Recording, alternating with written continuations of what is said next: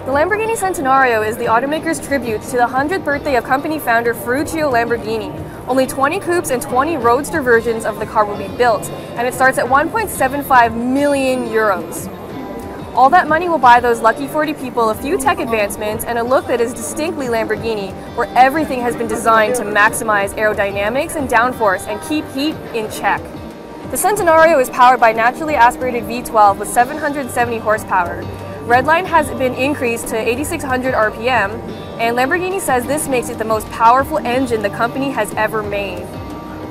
Built with mostly carbon fiber, the car's dry weight is just over 3,300 pounds. 0 to 62 miles an hour can be achieved in 2.8 seconds, and the car's top speed is 217 miles an hour. The new rear-wheel steering system will help make the Centenario more agile at lower speeds and give it more stability at higher speeds. There's also an extending rear wing that provides more downforce. The first Centenarios will be delivered this fall, but if you want one, too freaking bad, because all 40 of them have already been sold out. This is the Huayra BC, and it's meant to do battle with cars like the LaFerrari. So you know Pagani means serious business with this one. The Huayra BC is named after Pagani's first ever customer, Benny Caiola. Power output has been squeezed to 789 horsepower and 811 pound-feet of torque from a 6-liter twin-turbo V12 that's built by AMG. That's hooked up to a unique 7-speed gearbox. It's an automated manual transmission that can shift in just 75 milliseconds compared to the standard car's 150 milliseconds. Top speed is estimated to be around 220 miles per hour, and the sprint to 60 miles an hour can take around 2.8 seconds. The front and rear subframes have been improved to provide better cooling for the BC, while other changes include new suspension components, 4-way adjustable dampers, and Brembo carbon ceramic brakes. A ton of aerodynamic enhancements, of course, are also part of the deal. Overall weight clocks in at under 3,000 pounds, and Pagani looked at every single detail when removing weight from the car. Only 20 of these Pagani Huayra BCs will ever be made, and if you wanted one, too bad, because all of them have already sold out before the car was even unveiled. And even if it wasn't sold out, they cost about 2.35 million euros, so it's not like we'd be able to afford it anyways. The poor man's Z06, it combines most of that car's performance goodies and capability, but without the supercharged engine. Instead, it makes do with the standard 6.2-liter V8 with only 460 horsepower. That comes mated to either an 8-speed automatic or an exceptionally smooth 7-speed manual. Other toys include the Z06's magnetic ride control system, as well as revised stabilizer bars and unique springs, plus an electronic limited slip differential and plus-size Brembo brakes. On top of all this, you can of course opt for the Z07 package with carbon ceramic brakes and Michelin Pilot Sport Cup 2 tires that help it deliver 1.2 Gs of lateral cornering capability. Overall, Chevy says it's a second faster around its test track than the old ZR1. All this, and it looks fantastic too, both inside and out. I mean, just look at that outrageous blue interior. Outside, it's got that Z06 style grille and wider rear fenders. And let's not forget the classic hash marks on the front fenders. Part of the ongoing partnership between Mazda and Fiat, this car takes performance to a new level, or at least it's supposed to, but someone forgot to tell the guys who worked on the engine. Under the hood is a tiny turbocharged 1.4-liter 4-cylinder engine. It's small, but it does make impressive horsepower at 170 horsepower and 184 foot-pounds of torque. The problem is, that's just 10 more than the Fiat version. The good news is, there are rumors the US spec model will get even more. I sure hope so. A bar says it'll do 0 to 62 miles an hour in 6.8 seconds.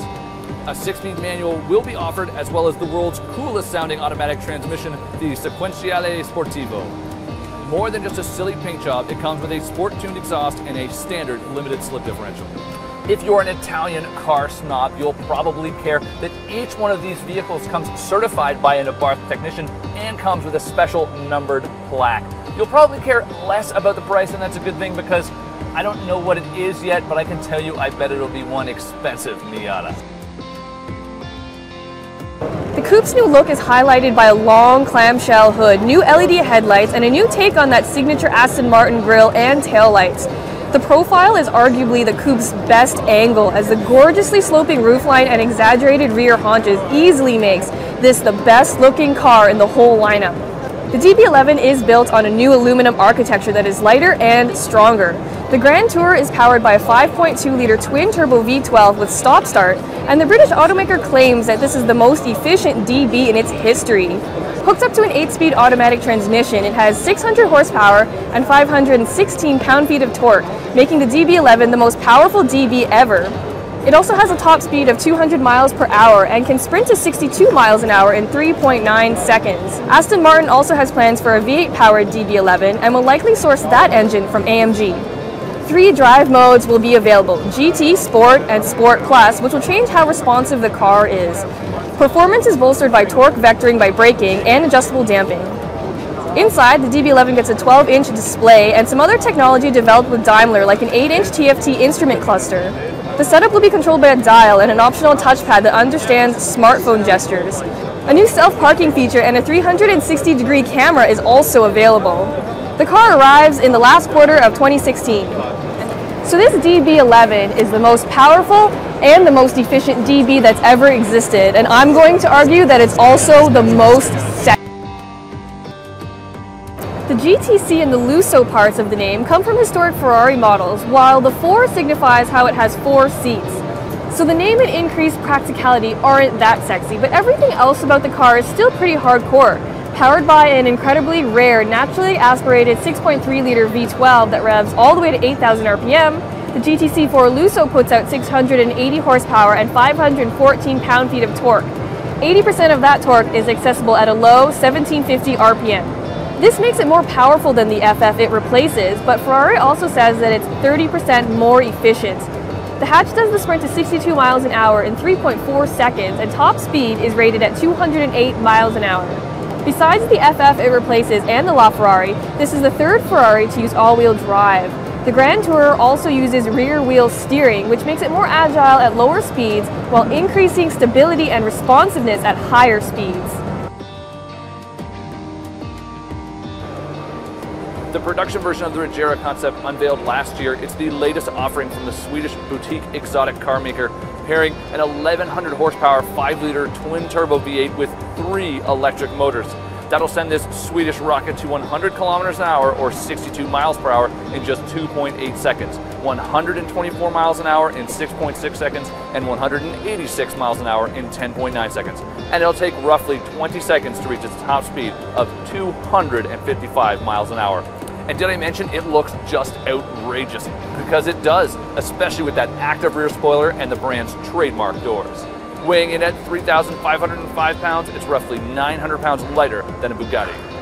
If all of this impresses you and you've got $2 million to spare, the lineup starts right here to be one of the lucky 80 people who might own this fantastic piece of machinery. Its predecessor, the Chiron uses an 8-liter quad-turbocharged W16 engine, though power has been boosted to an incredible 1,500 horsepower and 1,180 pound-feet of torque. That makes this car the most powerful production car ever, with an output about 300 horsepower over the Veyron. Are you ready for some crazy numbers? This new French supercar can jump from a standstill to 60 miles an hour in under 2.5 seconds, and it can make the run to 186 miles per hour in just 13.6 seconds. This engine uses 32 fuel injectors, and of course it has extra measures for mass reduction. Thanks to these enhancements, it can inhale more than 60,000 liters of air per minute when running at full speed. That extra power compared to the Veyron comes courtesy of 4 larger turbochargers and a new 2-stage turbocharging setup. Off the line, only 2 of the turbos engage, while the second 2 activate at 3,800 RPM. Bugatti says this will eliminate turbo lag and deliver a perfectly linear power curve from 2,000 RPM up. Underpinning the Chiron is a fully carbon fiber monocoque, which Bugatti says is as stiff as an LMP1 race car. In fact, this is the only car in the world where the airbag actually punches through a carbon fiber housing. Top speed for the Chiron is going to be limited at 260 miles per hour, but that's only for road travel. So expect an even faster version to eventually become available, though it may not even be street legal.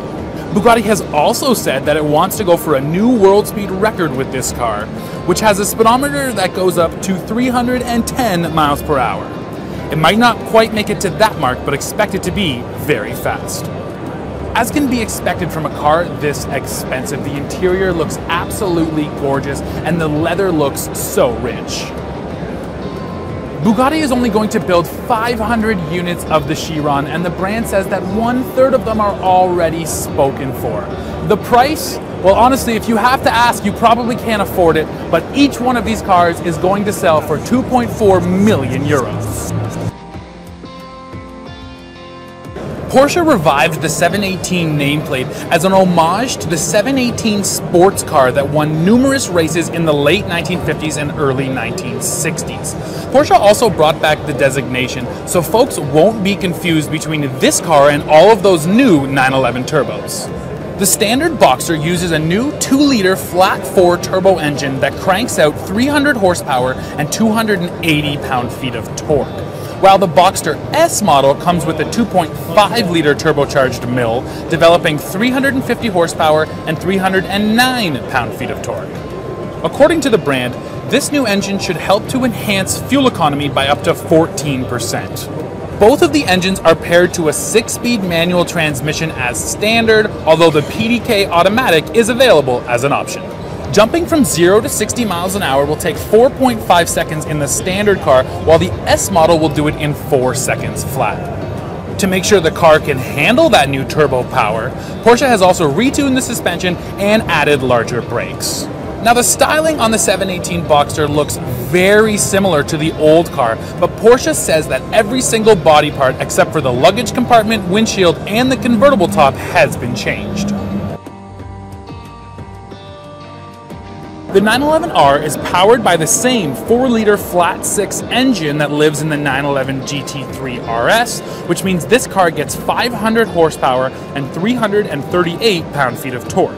As a result, it can accelerate from 0 to 60 miles an hour in 3.7 seconds and has a top track speed of 200 miles per hour.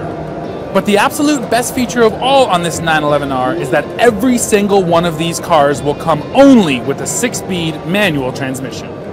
On the inside, the 911R comes equipped with full bucket seats with carbon fiber backrests, which are wrapped in a houndstooth design, paying homage to the original 911 from the 60s. It also gets a unique GT Sport steering wheel. Like the GT3 RS, this car also features standard rear axle steering, which Porsche says has been tuned to offer direct turn-in response and precise handling. To make sure it can stop, the R is fit with 16.1-inch front brake rotors and 15.4-inch rear brake rotors inside of 20-inch wheels. So sure, there's no large rear wing pushing it into the ground, but the R model does benefit from weight savings. About 100 pounds has been stripped from this car compared to the GT3 RS, and the R model tips the scales at 3,021 pounds. To save that weight, the front luggage compartment lid and front fenders are made from carbon fiber, while the roof is made of magnesium, which also helps to lower the vehicle's center of gravity. The back seats, interior insulation, air conditioning, and audio system have also all been stripped out of this car to help save weight. The 911R will reach US dealerships in late summer of 2016 with the base price tag just shy of $186,000.